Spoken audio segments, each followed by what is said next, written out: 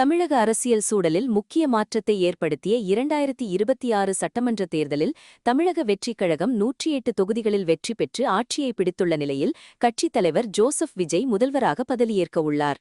இதனை முன்னிட்டு நாகப்பட்டினம் மாவட்டம் திருக்குவளை அருகே அமைந்துள்ள முருகனின் ஆதிப்படை வீடாக போற்றப்படும் எட்டுக்குடி அருள்மிகு ஸ்ரீ சுப்பிரமணிய சுவாமி திருக்கோவிலில் கட்சி நிர்வாகி ஒருவர் தனது நேர்த்திக்கடனை நிறைவேற்றினார். நாகை நகராட்சிக்கு உட்பட்ட சாமந்தான்பேட்டை பகுதியைச் சேர்ந்த 11வது வார்டு செயலாளர் கதேவை தனது குடும்பத்தினர் பிரபாவதி மற்றும் ராகுல் ஆகியோருடன் கோவிலுக்கு வந்து மொட்டையடித்து நேர்த்திக்கடன் செலுத்தினார்.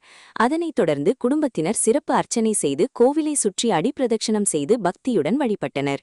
கதிர்வேல் ஜோசப் விஜய் முதல்வராக வந்தால் எட்டுக்குடி முருகன் கோவிலில் மொட்டையடித்து வழிபடுவேன் என முன்பே வேண்டுதல் வைத்திருந்ததாகவும், பெண்களின் பாதுகாப்பு மற்றும் ஊழல் லஞ்சமற்ற ஆட்சி அமைய வாக்களித்த அனைவருக்கும் எனது நன்றியை தெரிவித்துக் கொள்வதாகவும் அவர் அளித்த பேட்டியில் கூறியுள்ளார்.